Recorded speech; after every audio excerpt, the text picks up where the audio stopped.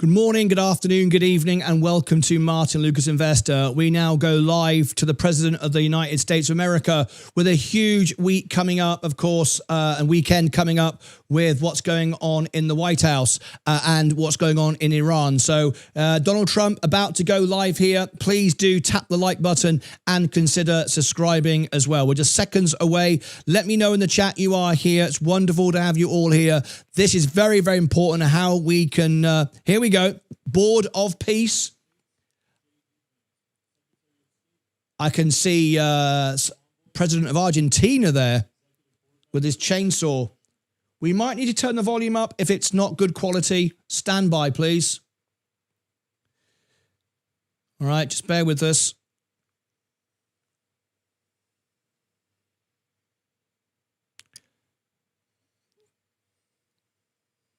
Stand by.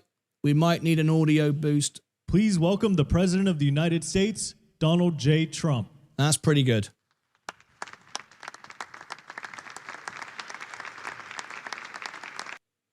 Yeah, I'm just going to boost the audio for you.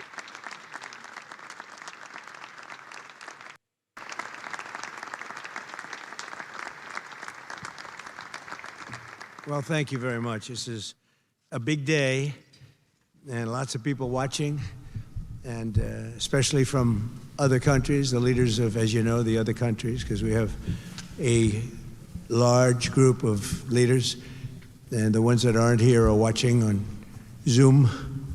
I hope they enjoy it. And the press, we appreciate it very much, so respectful. You've been so respectful of what we're doing. What we're doing is very simple, peace. It's called the Board of Peace, and it's all about an easy word to say, but a hard word to produce, peace. But we're going to produce it, and we've been doing a really good job. We're making million on our trades. We've done well this morning. That are with us have helped me very much during just this first year. We have a first year like probably no other ever in our country, because we settled 8 wars and I think a 9th to come. It's turned out to be a tougher one. I thought that was going to be the easiest one. But with war, you never know what's easy and what's not so easy. But we've had a great relationship, and I've become friendly with so many of the people. And I appreciate you being here. These are great people. These are great leaders. And the people that are watching by closed circuit and open circuit in many cases are so proud of it. They want it to be open. Another winning trade this morning. They become incredible friends of mine. And, you know, we rebuilt our country in my first term, and now we're at a point that the United States has never seen before. We broke 50,000 on the Dow. They said that would take 4 years. We broke 7,000 on the S&P. They said you couldn't do that within 4 years. It would be impossible. And when I came in, they were all saying, if you could get to anywhere close to 40, 45,000, it would be amazing achievement over 4 years. Well, we hit 50,000 in the first year, and we hit 7,000, which was actually tougher to do according to the Wall Street geniuses. We hit 7,000 in the first year. They said it could take 4 or 5 years. They'd be very happy. It would have been a great job. We did it in 1, but we're doing a great job. Board of Peace is one of the most important and consequential things I think that I'll be involved in. We've been involved in a lot,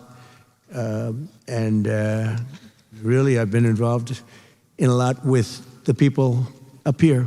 We work together on ending wars with their country. Some of the wars were 32 years long, 32, 34, and a 37. That's a long time, and we ended it in about 2 days, each one of those. But we have some other work to do, and we're getting it done.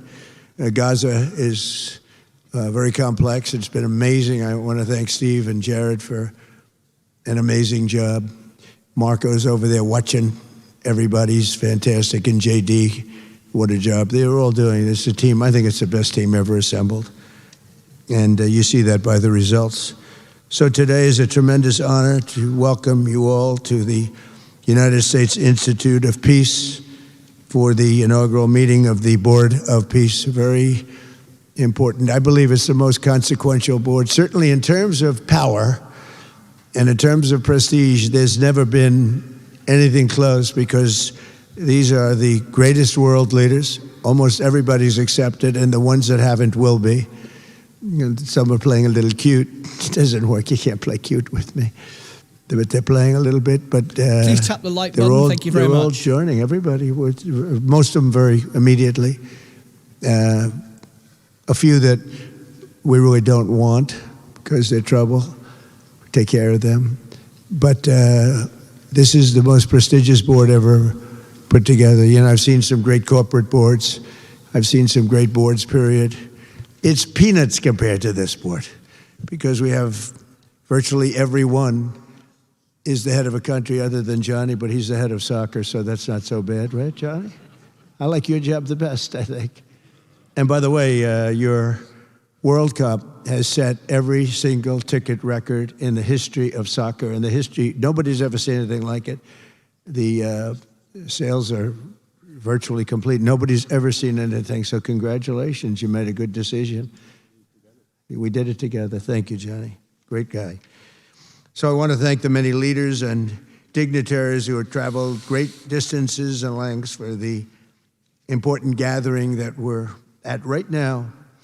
This building was built for peace, and nobody knew what to name it. And then Marco named it after me. I had nothing to do with it. I swear I didn't. I swear. I had no idea. They said, there's a surprise coming. I didn't know that surprise. I thought they were going to give me a lot of money or something, maybe cash. Could always use some extra cash. But I came and they stopped the beautiful beast.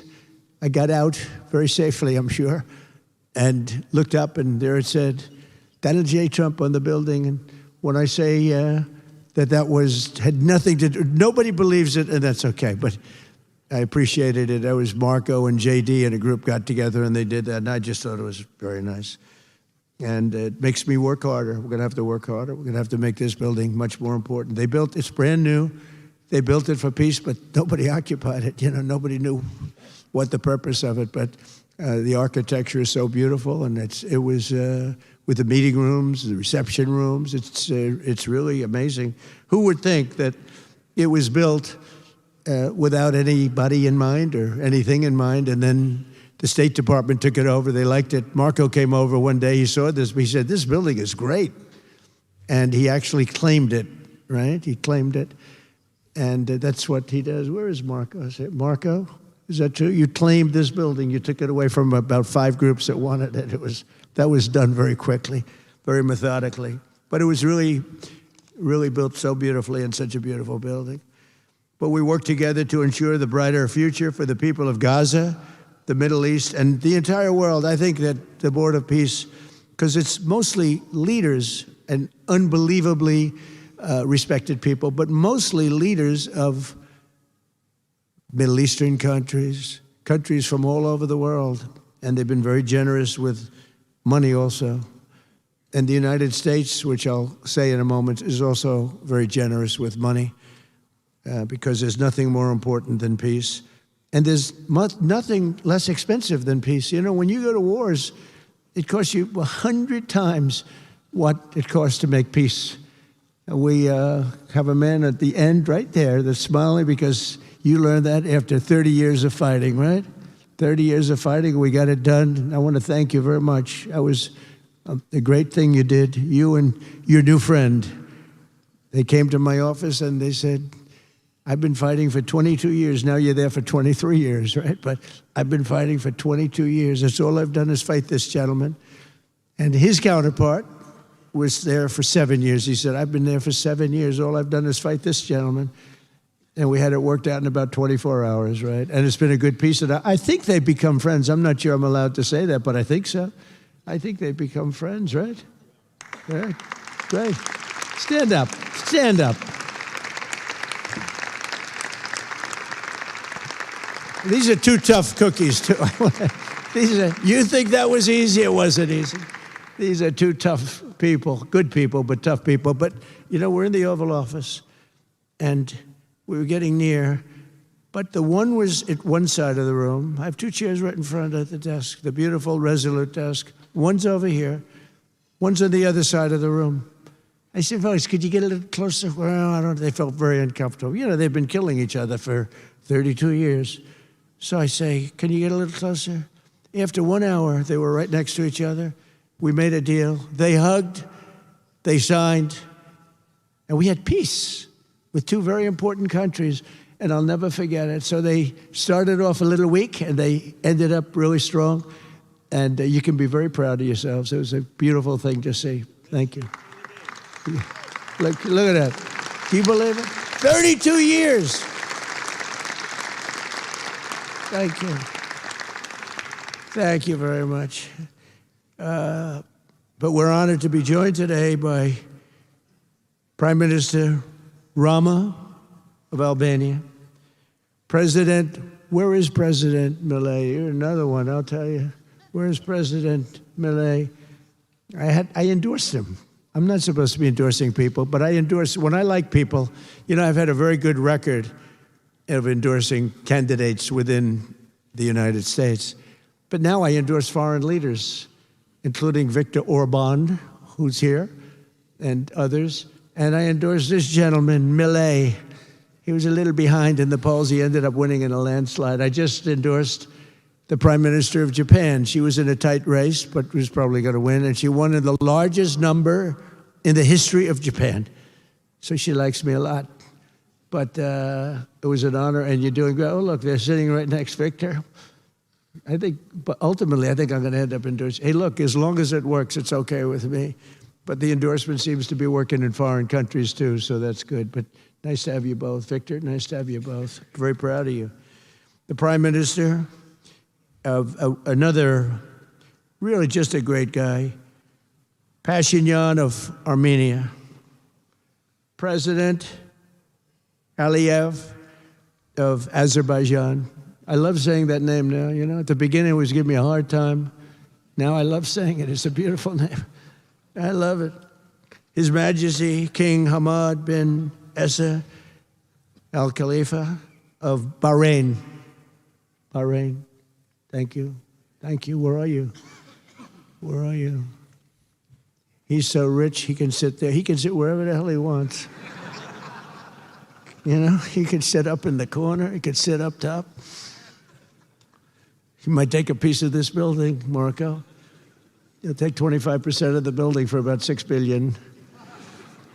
Thank you. And you've been very generous also. We appreciate it.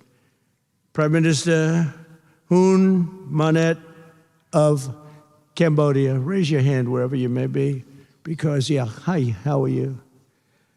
Congratulations. That was another one, right? We did a good job with that one.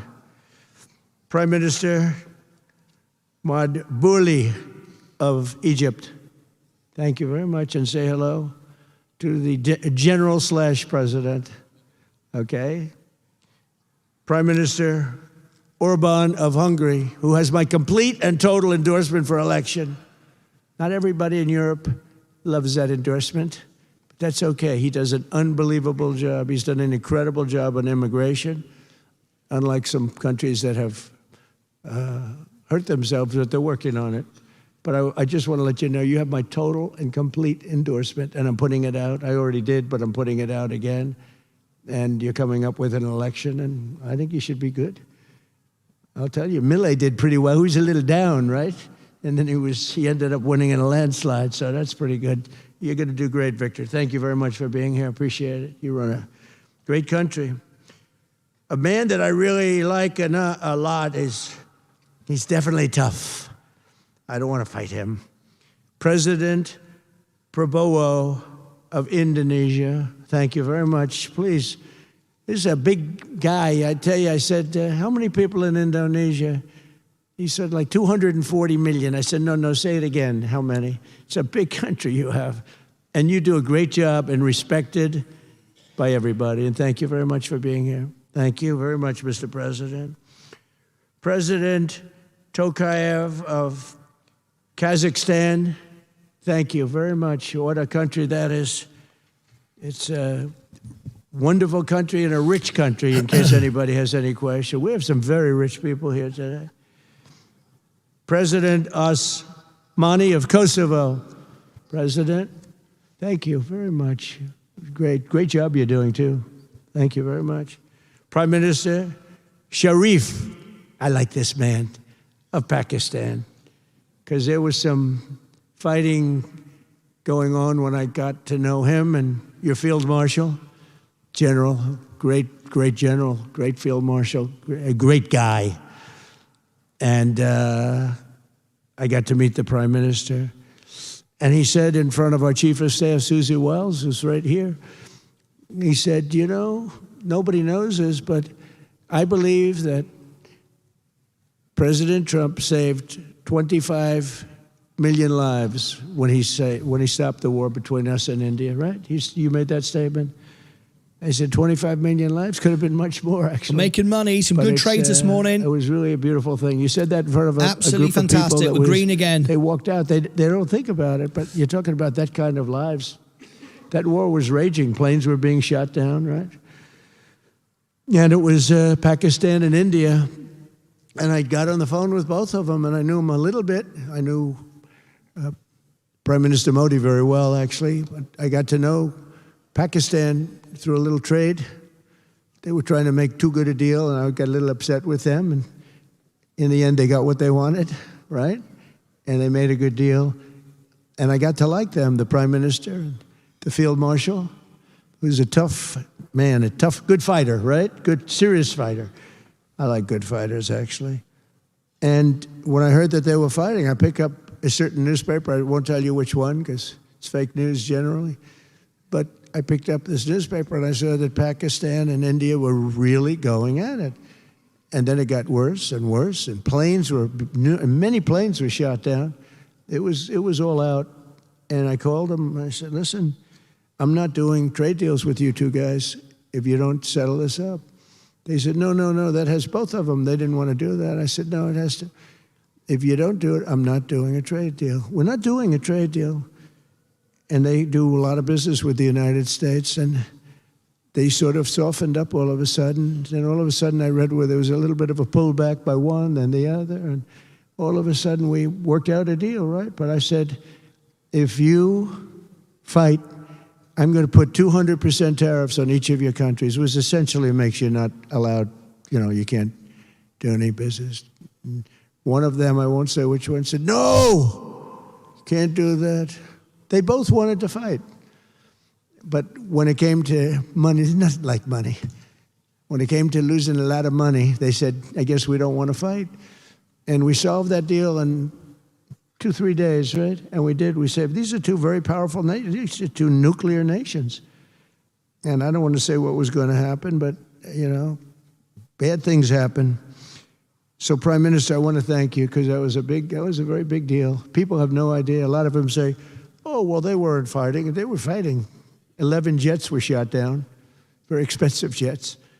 And they were all in. Both of them were all in, and now they're not. And I think we'll always be able to settle up with them. I really do. I think you're going to have, it's a lot of progress was made, even in the relationship. And Prime Minister Modi also, he's a great man. He's a great guy. They're all great. But I was very proud of it. President Pena of Paraguay is here. President, thank you very much. Young, handsome guy. It's always nice to be young and handsome. Doesn't mean we have to like you. I don't like young, handsome men. Women, I like. Men, no, I don't have any interest. Good, that's right. Thank you very much. You're doing a great job. I don't like young men. Excellency, I don't like young men, but I like young women. Just a great man, please. A great man and highly respected. Fair comment. And he's working with a man who is amazing. I always say he needs a public relations agency, because you do so much good and they have you down as evil. And you're not evil. You help us so much, and you're such a good ally. And I just want people to know that. And the Emir is incredible, smart, as smart as you can be, a great leader. And he cares so much for the people. And he cares so much for the Middle East. So I want to thank you very much and send my regards. Your country has been a great help.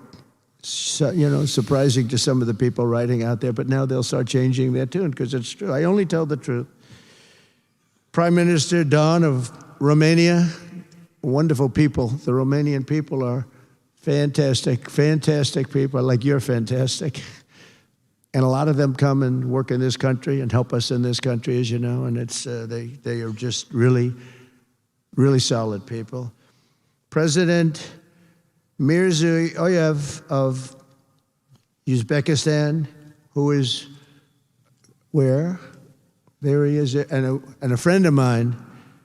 He's got one of the most difficult names in history, but that's okay. It doesn't matter. Your country's doing great. You're doing great. And just no problems. Every time I see him, nope, we're doing good. No problems. And General Secretary To Lam of Vietnam. Vietnam is incredible as a country and as a force. And it's an honor to have you. A really great honor to have you. A lot of respect. A lot of respect for your country. We also want to express my gratitude to Vice President J.D. Vance, who is a fantastic man. He's a fantastic talent. He was a great student. He went to one school. He graduated. You know, most people, if you watch some of the people that were at the event in Munich, they didn't graduate quickly from college. They had everything they could do. There was one young, attractive woman. She was unable to answer questions. And she didn't do so well like J.D. did in college. J.D. graduated in a 4.5-year college in 2 years. And then he went to Yale and he graduated at the top of his class, went to the military grade. But when he went to Yale, there was one person that was marginally ahead of him, so he married her. Can you believe it? He married the person that was ahead. I don't know. I always like to say J.D. was first and Usha was second, because I get a little uncomfortable when I say but he's been incredible. He's a brilliant guy and a great guy, and he's been my friend. All of our people, we have a fantastic group of people, our cabinet members, everybody, many of them here. But JD's been great. Thank you very much. He gets a little bit tough on occasion. We've got to slow him down just a little bit on occasion. He says his mind. Now, then we have the opposite extreme. We have your friend sitting in the back. Your best friend sitting in the back is Marco. Marco does it with a velvet glove, but it's a kill, right? The result is the same. They do it very differently. And Marco, you really did yourself proud 2 days ago in Munich.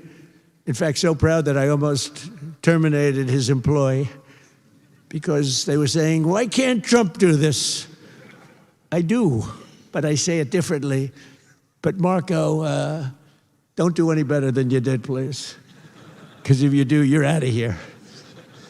But no, I want my guys to do great. And the acclaim he's gotten and the acclaim JD gets is great. We have smart people.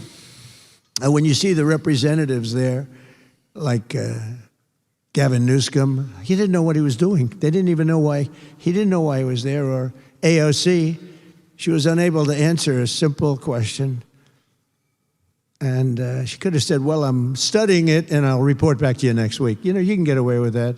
But she just went, it's actually, I think it could be a career-ending answer because for 25 years, anybody running against her, I think Susie is going to use that little piece of stuff. It was not good. It was not good. That was not a natural. So I want to thank JD. I want to thank Secretary of State Marco Rubio. They're extraordinary. I want to thank Special Envoy for Peace, Steve Witkoff, who has been unbelievable. You know, I took Steve because I was a developer in New York, really successful, actually much more successful than Steve, but I don't want to say that. I'm not going to say that, Johnny. I refuse to say it. But I saw something in Steve. Steve's a great negotiator. Everybody loved him. All these developers, and they're tough. You know, New York developers tend to be on the tough side.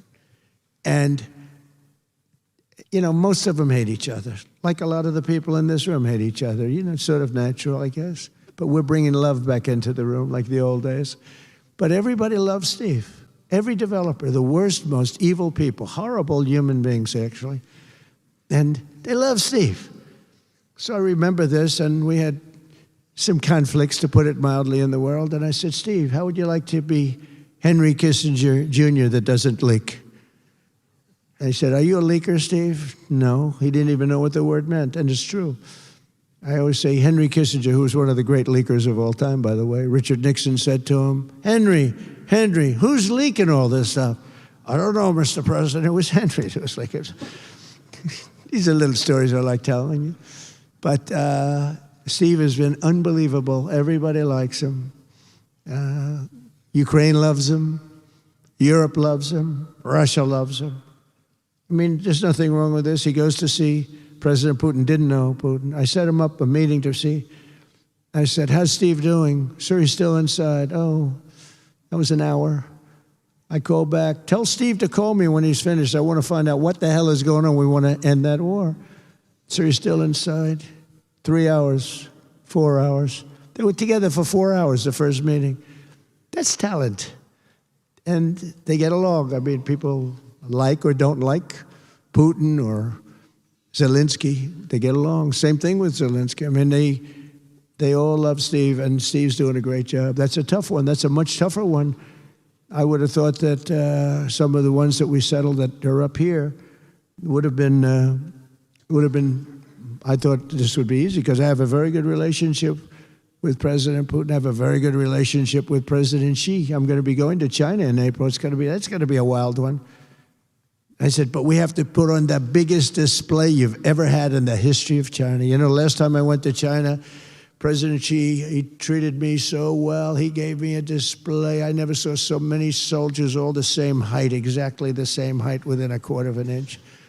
You can do that when you have 1.4 billion people. You know, lots of shoulders. Everybody was within about 1/8 of an inch the same height. I said, if they put their helmets down, you could have played pool on the top of their heads.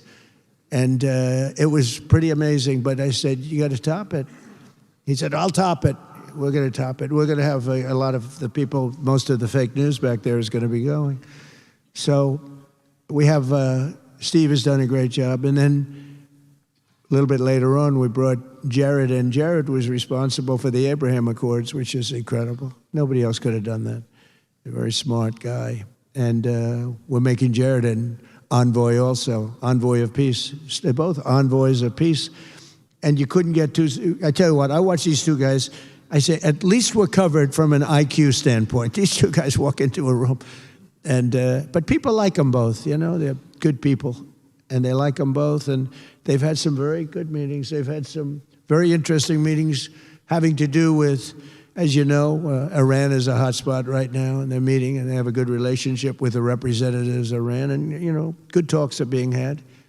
It's proven to be, over the years, not easy to make a meaningful deal with Iran. We have to make a meaningful deal. Otherwise, bad things happen. But we have to make a meaningful deal. But they have a great relationship with the representatives of Iran.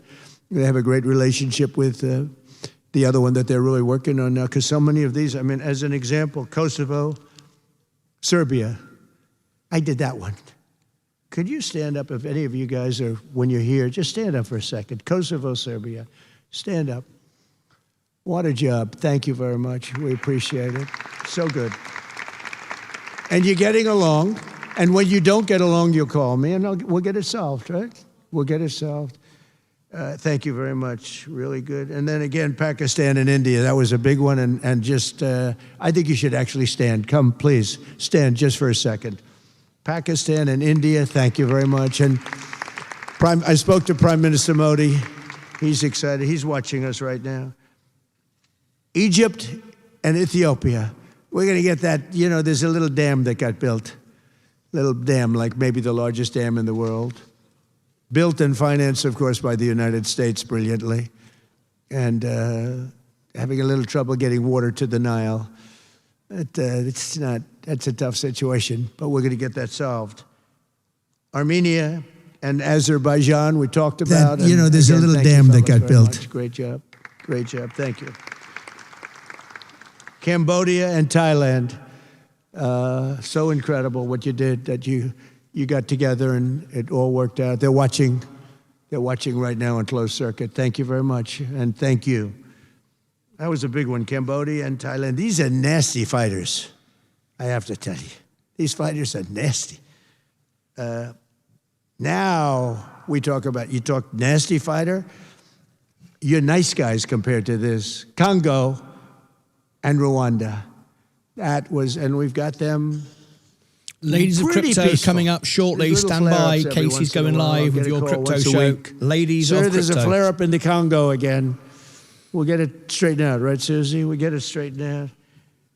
And Israel, as you know, with you could say Israel in numerous countries if you want to really know the truth, but Israel and Iran, and we'll see where that goes. But when you think of Israel, we've done the biggest thing of all. We have peace in the Middle East right now. That's bigger than people said it couldn't be done. For 3,000 years, they've been talking about Middle East. They said it couldn't be done. And you look at what's happened in Gaza. And one of the keys to it was when we took those beautiful, magnificent, we just ordered 22 more of them, updated model. The B-2 bombers are incredible. I never understood the B-2 bomber. I'd watch, it's a wing. And I've never quite understood that, Johnny. I'd look at it, I'd say it was beautiful, but what does it do? It carries very big bombs. And it went into Iran and it totally decimated the nuclear potential. And when it decimated that, all of a sudden we had peace in the Middle East because there was a black cloud hanging over the Middle East. And if that wasn't done, that cloud would have been there. And countries like Saudi Arabia, countries like Qatar, countries like, nobody could have signed. You would have had that threat. Nobody could have had, you couldn't have had peace in the Middle East. So now we may have to take it a step further or we may not. Maybe we're going to make a deal. You're going to be finding out over the next probably 10 days. But this meeting today is proof with determined leadership, nothing is impossible. 10 days, okay. That's when important. I took office, the war in Gaza was raging with thousands of people being killed and no end in sight. Today, thanks to unrelenting diplomacy and the commitment of many of the great people in this room, we have 59 countries signed up on Gaza. Think of that. We have, it's amazing. But all the people, many, really so many in this room, the war in Gaza is over. It's over. There are little flames. Hamas has been, I think they're going to give up their weapons, which is what they promised. We've got a new gold member. It's time the people has gone gold. Mad, very you can harshly now mad. They don't want that. A one call a month all with this stuff me, like they don't private mind dying. video call. Thank you, Rob. They told me that's not true. Wow, he's gold. Everyone said, oh, they don't mind dying. No, they don't want to die. They said, we don't want to die. People don't want to die. The ceasefire was held, and every last remaining hostage, both living and dead, has been returned back home. Think of that. That was an impossibility. And we did hundreds of hostages, but the last 20, and I always said to Steve and Jared, I said, the last 20 are going to be very tough, very, very tough. And we got them back. We got the living back, and then we only got about 16 of the dead, and we said, well, you got to get them all. You promised them all. And they dug and dug and dug. You can imagine it's a job that's brutal. And Hamas really did a lot of that work. And you got to give them credit for that. They brought the last one home a week ago, and we got all 28 of them, living and dead. The amazing thing, because I've never seen anything quite like it, the parents of the dead, they knew their boy was dead. This case, boys, all boys.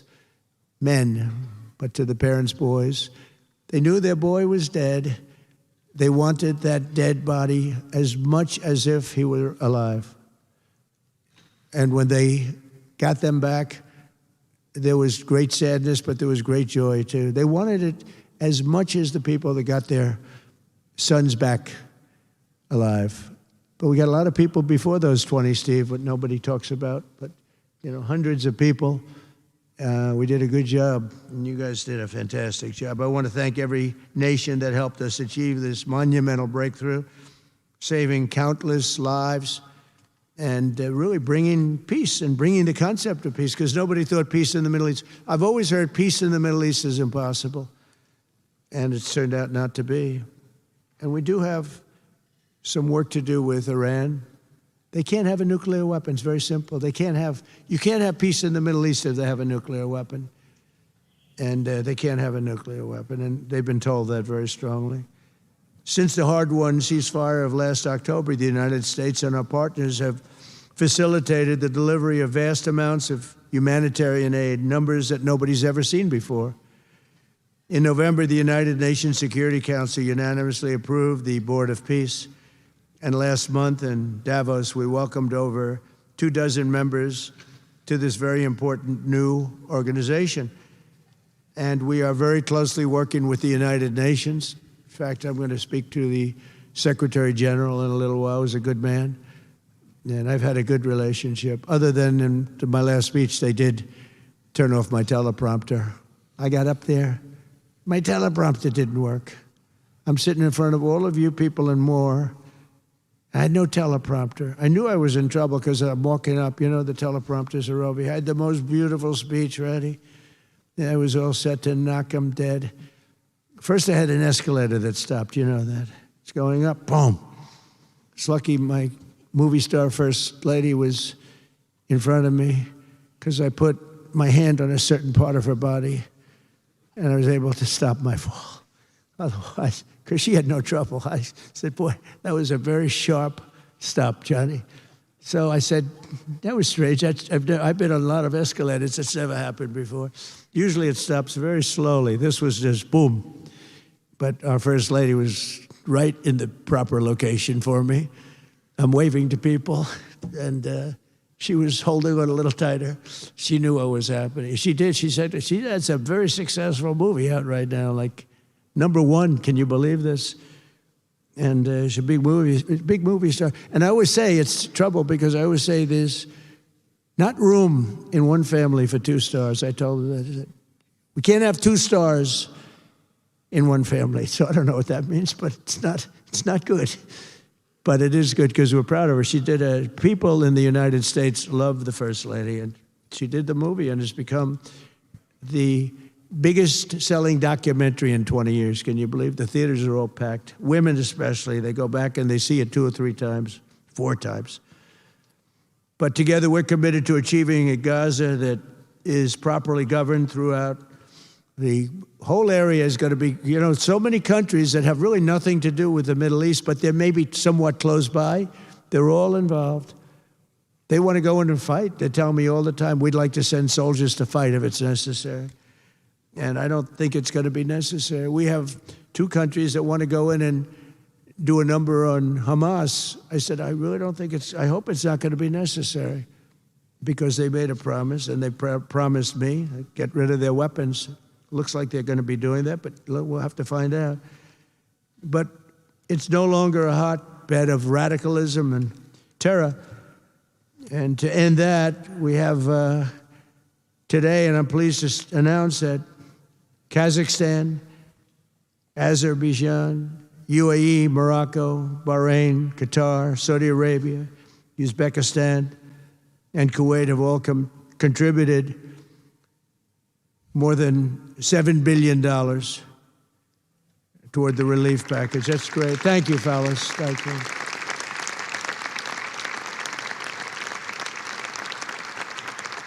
And many more are contributing too. So the numbers are, you know, this just started. This is our first meeting. But every dollar spent is an investment in stability and the hope of new and harmonious. It's a region that's so important. It's so vibrant. It's so incredible. The people are so incredible, but we want to have a harmonious Middle East. The Middle East is amazing. So many friends in the Middle East. They're so smart. Sometimes they're too energetic. That's the, you know, a lot of people aren't energetic. Sometimes they're a little bit too energetic. These are great people. The world is now waiting on Hamas, and that's taking place. And it's the only thing that's right now standing in the way. We have Lebanon with certain things that we're working on that are very important. We have to solve the problem of Lebanon, but it's relatively small in terms of what's been done. And again, the key was getting rid of the nuclear potential because Iran would have had a nuclear weapon based on everything we found out since within 1 month. We can't let that happen. So many of our friends in Europe are attending today, and we're eager to have them become full members. They all want to become full members, and we've had a great response from Europe. And Europe is, you know, it's where I come from, where so many people come from that are in the United States. But we have a great relationship with Europe. We have a great head of NATO. He is a fantastic man, and he's doing a great job, really great job. I'm excited to announce that Norway has agreed to host an event bringing together the Board of Peace. Oh, I thought when I saw this note, I'm excited to announce that Norway, I thought they were going to say that they're giving me the Nobel Prize. Oh, this is less exciting. Oh, it says, I'm excited to announce that Norway, and I'm saying, oh, great, I'm getting the Nobel Prize, finally. Finally, they got it right. But I don't care. I don't care about Nobel Prize. I care about saving lives, just so you understand. We play and we all, do what we have to do. I only have one thing. I don't want to see people killed from parts of the world that are very far away from the United States. And if I have an ability to turn off wars, I want to use that ability because it's people, millions of people. It's like the Prime Minister said, 25 million people maybe. And that's a small number compared to what it could have been if you really think about it, right? No, I want to save lives, and I don't care about prizes. In the UN Office for Coordination of Humanitarian Assistance is raising $2 billion for the support of Gaza. Additionally, Japan has just committed to host an aid fundraiser, which will be a very big one.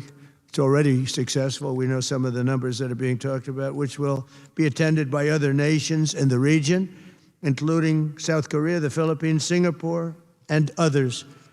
And I know that China is going to be involved, and I think Russia is going to be involved. I think they will be.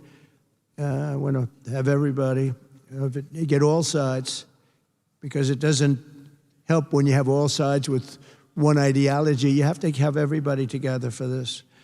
I'm also pleased to announce that FIFA will be helping to raise a total of $75 million for projects in Gaza. And I think they're soccer related, where you're doing fields and you're getting the greatest stars in the world to go there. People that are bigger stars than you and I, Johnny. I hate to say it. I met one of your great stars who came to the White House, as you know. And my son was very excited. These are great people.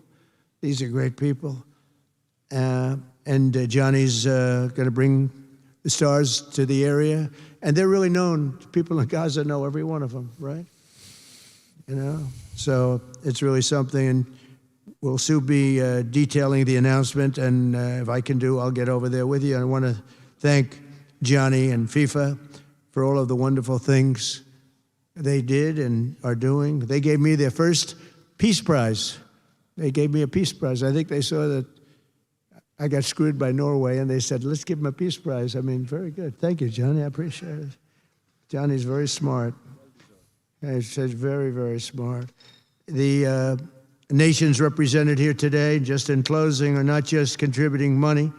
Some are also pledging personnel to help preserve the ceasefire and secure a very enduring peace. We have to have enduring peace. Having peace, knowing it's going to blow up in 2 weeks doesn't mean anything. In particular, Indonesia, thank you very much. Indonesia. It's a great country. Thank you very much. Look at that man. Look how tough he is. You think it's easy dealing with him? Look at that face. You are a tough cookie. And we say it lovingly, too. We need strength. You say, see, he doesn't mind. He's tough and he's smart. And smart is more important. Morocco, thank you very much. Great. What you're doing is great. Albania, Kosovo, Kazakhstan have all committed troops and police to stabilize Gaza. Egypt and Jordan are likewise providing very, very substantial help, troops, training, and support for a very trustworthy Palestinian police force. We think we're getting some very good people on that police force.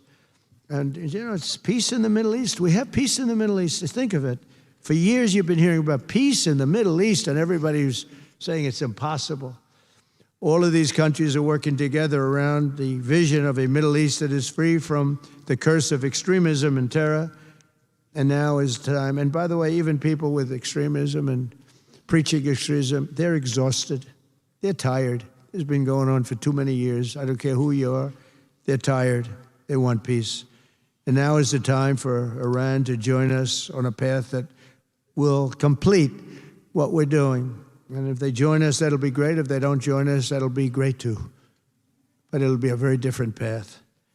They cannot continue to threaten the stability of the entire region, and they must make a deal, Or if that doesn't happen, I maybe can understand. If it doesn't happen, it doesn't happen. But bad things will happen if it doesn't. With the commitments announced today, the Board of Peace is proving that it does not just convene countries. It devises and implements, and real solutions happen. We've come up with solutions. This is so little talk. This is very little talk, all action. First time, it was always talk in the Middle East. People would talk about peace in the Middle East, and then they'd go home and they'd never even think about it again. Nothing would happen. We're providing a model for how responsible sovereign nations can cooperate to take responsibility for confronting problems in their own regions. The Board of Peace is showing how a better future can be built, starting right here in this room. And I want to let you know that the United States is going to make a contribution of $10 billion to the Board of Peace. Thank you.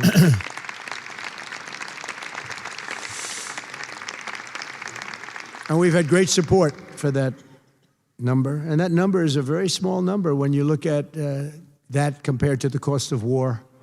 That's 2 weeks of fighting. It's a very small number. It sounds like a lot, but it's a very small number. So we're committed to $10 billion. Together we can achieve the dream of bringing lasting harmony to a region tortured by centuries of war, suffering, and carnage. They say 3,000 years. And hopefully we can lift up the eyes of the world to envision how other intractable conflicts can be settled. So many conflicts, they say, are impossible to settle, and we get them settled. We got, of those 8 that we settled, most of them were said to be not settleable. And they not only got settled, they got settled within days. More impossible problems can be solved as we go along this very beautiful path. I think it's a beautiful path. I think it's such an important day. Even the weather's beautiful. We walk in, it's beautiful. Everything's beautiful. But the ancient wounds can be healed, and they are indeed ancient. This has been going on for so many centuries that our entire planet will be a better, safer, more beautiful, and more peaceful place for us all. We're going to be working with the United Nations very closely. We're going to bring them back. I think the United Nations has great potential, really great potential. It has not lived up to potential. The 8 wars, I never even spoke to them about one of them, and I should be speaking to them about all of them. Someday I won't be here. The United Nations will be, I think, is going to be much stronger, and the Board of Peace is going to almost be looking over the United Nations and making sure it runs properly. But we're going to strengthen up the United Nations. We're going to make sure its facilities are good. They need help, and they need help money-wise. We're going to help them money-wise. And we're going to make sure the United Nations is viable. And you have some very good people at the United Nations, can do a good job. But as I said, I've said it for years, the United Nations has tremendous potential. A lot of people didn't like when I said it. They said, oh, you shouldn't say that because, you know, we don't care about the United Nations. No, it's really very important. And I think it's going to eventually live up to potential. That'll be a big day. So I want to thank everybody for being here. You're my friends. You're great leaders. You're great people. And I can honestly say, you know, you're strong leaders, you're tough leaders in many cases, and every single one that I'm looking at that's right here, I've gotten to know and I've gotten to respect. And really, you're friends of mine.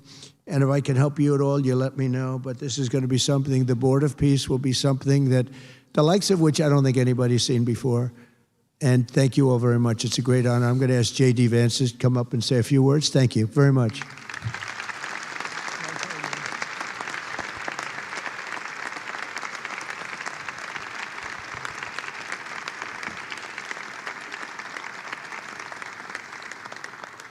Well, thank you, Mr. President, very much for your leadership, but also for the kind words about me personally. I knew exactly what I wanted to say, but then after the president said that I was so smart and that I didn't want to repeat our congresswoman who froze for 20 seconds over in Munich, now I'm tempted, sir, just to freeze for 20 seconds and just stare at the cameras, and maybe they'll say nice things about me like they do about Congresswoman Cortez. But I have 3 very brief messages. First of all, to the President of the United States, but to the entire team, to Marco, to Steve, to Jared in particular, who've done such an incredible job. I think what this Board of Peace represents is a recognition that if you actually have a President of the United States and a team that's committed to diplomacy, it can actually work. When I look at what happened to Israel on October the 7th, all those innocent people who were murdered, the fact that you had all of these hostages, and of course, a terrible war that came from it, I remember thinking to myself, how is it ever going to be possible to get these hostages home safely, to make it possible for the people of Gaza to actually have a reasonable future, but also to ensure that Israel is never attacked again? It turns out the answer was you just needed a president who was committed to the effort and committed to the work, and that's what we had, thankfully, under the leadership of this president. And you got to make peace, but then you have to make the peace stick. And that brings me to my second point. That's what the Board of Peace, I think, is fundamentally about, is making the peace stick. And it's an incredible thing that you guys have all done. So to all of the leaders gather here today who are investing in the future, who are investing in peace, we're grateful to you. We're grateful for your partnership. And in particular, I think to the president of Azerbaijan and the prime minister of Armenia, who I just saw last week, thank you all for making it possible and for showing what real leadership can accomplish. When you set aside weapons and killing and destruction and invest in your people and invest in prosperity, it can create great things. So thank you both for what you did. I think it showed great leadership. And finally, to the American people, I think it's important that the American people recognize why we're here today. And the reason that we're here today is, yes, to save lives and yes, to promote peace, but this creates incredible prosperity for the American people. The countries represented here represent trillions of dollars of investment in the United States of America that would not have been possible without this president's leadership and advocacy for peace.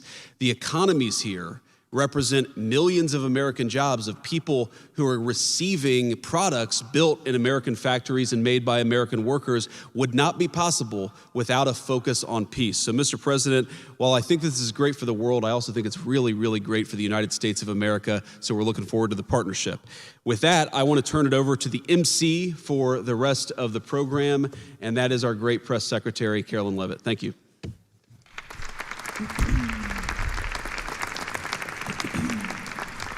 Well, congratulations, Ladies of Mr. Crypto, President coming and up in a Mr. couple of Vice minutes. President for convening the first Please ever stand by. Board of We got Peace 20 meeting, minutes and we before will now Ladies of hear from Crypto. our Secretary of State, Marco Rubio.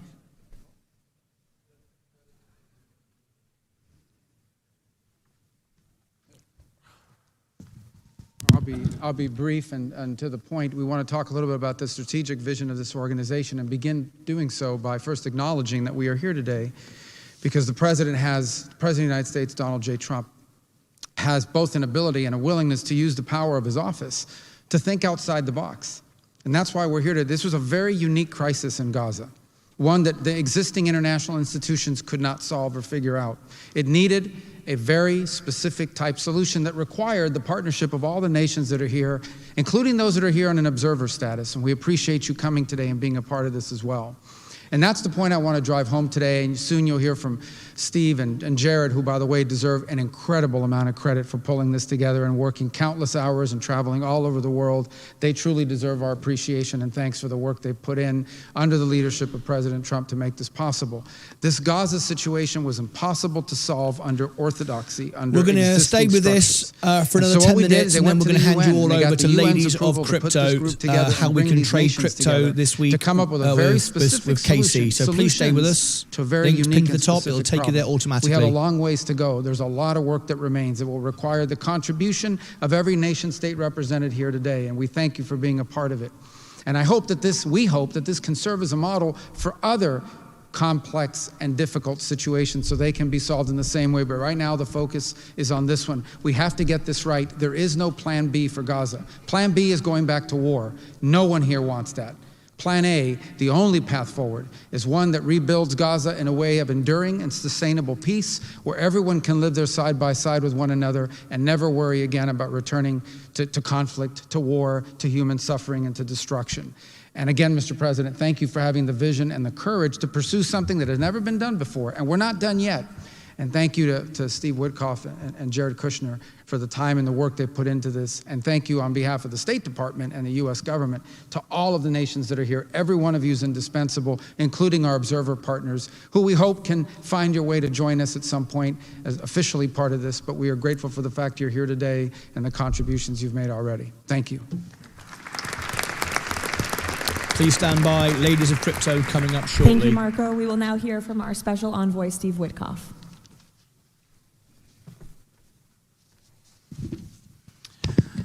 Thank you, everybody, for being here. I don't know if we ever believed that this was possible when we first started envisioning a board of peace, but of course, under the president's indispensable leadership, and it begins with that. It begins with President Trump's leadership and his direction.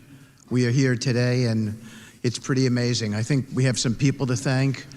We had an amazing partnership between the mediating countries, Qatar, Egypt, Turkey, Prime Minister Mohammed. You are an exceptional human being. You really are. Ali, thank you for everything you did. That's you right over there, Ali. Wherever Hakan is, Hakan, you were amazing. And so was Ibrahim and President Erdogan, and of course, to the Egyptians, Badr, I know you're smiling because we went through so much. And General Hassan was amazing. We all became friends here. And Prime Minister Sisi, President Sisi, pardon me, and so many others. But our team, JD, your insight, your counsel, and Marco, you're an amazing secretary, and it's a privilege to work for you. And Jared, you are my dear friend and the best partner I ever had. You are an amazing person. But Mr. President, it is my greatest honor to work for you.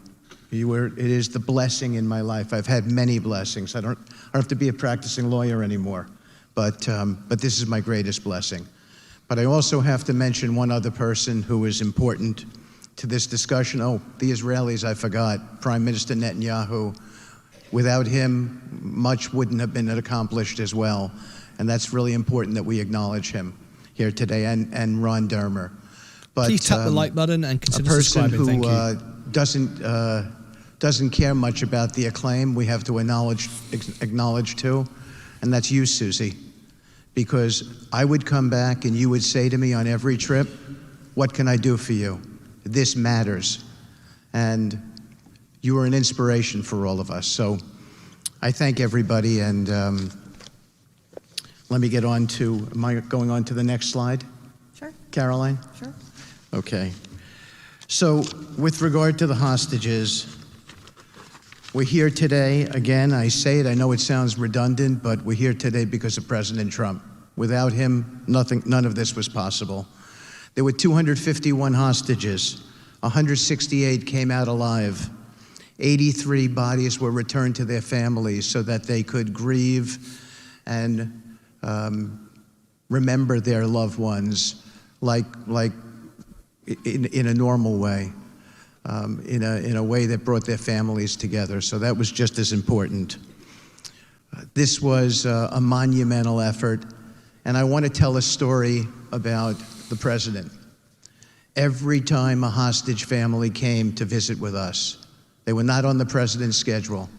I would walk down to the Oval Office, I would tell the president that there was a hostage family here, and he would say, Steve, bring them up. Every single time. Mm-hmm. And when we got the last 20 out, we had a celebration at the White House, and I could see the emotion on the president's face. And he came up to me and he said to me, I have to tell you, this is my 5th year in the Oval Office, and I don't know that I've ever had a more special time than this moment with these people, seeing them come home.